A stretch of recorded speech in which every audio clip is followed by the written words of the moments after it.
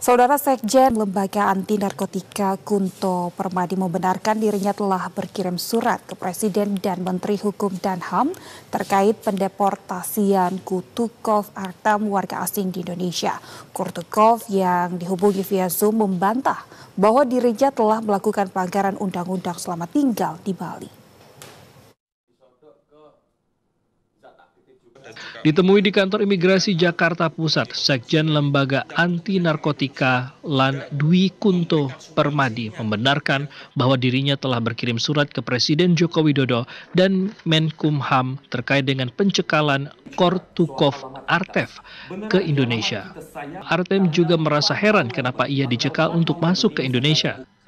Padahal ia beristri orang Indonesia dan wakil ketua Satgas Walet Anti Narkotika yang mencegah peredaran barang haram itu di daerah wisata khususnya Bali. Artem berharap persoalannya bisa diselesaikan dengan baik. Harapannya segala proses pengajuan surat ke Bapak Presiden maupun ke Bapak Menteri Hukum dan HAM ini dapat diatensi secermat-cermatnya dan juga mendudukan posisi pendeportasian Kurtukov Artem warga negara Rusia yang menjabat sebagai Wakil Komandan Walet Reaksi Cepat salah satu divisi di 12 divisi Lembaga Anti Narkotika dalam pencegahan bahaya narkotika di khususnya Provinsi Bali dapat kembali ke Indonesia. Saya benar-benar mau balik ke Indonesia karena saya cinta Indonesia. Saya udah super kangen sama istri saya. Beneran saya mau balik dan saya sampai sekarang tidak mengerti kenapa belum bisa balik. Kenapa tidak mau membuka cikal untuk saya kalau saya nggak pernah buat apa aja yang jelek di Indonesia. Humas Kumham sendiri ketika dihubungi via telepon membenarkan adanya surat dari LAN tersebut. Dan hingga saat ini isi dari surat tersebut masih dipelajari. Secara khusus kita akan berbicara mengenai visa on arrival dan juga yang berkaitan dengan KITAS. Kenapa ini kita bicarakan? Karena banyak sekali keluhan mengenai ini. Dan saya harapkan ini betul-betul nanti setelah rapat ini terjadi perubahan yang total terhadap imigrasi kita. Belum berubah sama sekali. Jadi yang kita lihat dan disampaikan ke saya banyak, baik dari investor, baik mengenai turis, baik mengenai orang yang ingin dapat KITAS izin tinggal. Auranya yang saya rasakan itu,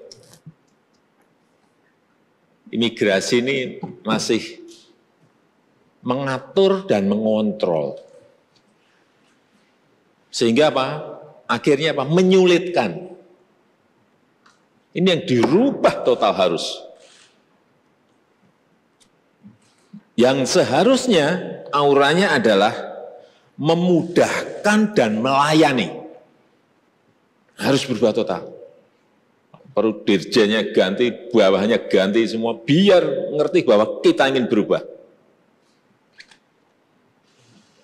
Kalau kita ingin investasi datang, turis datang, harus dirubah.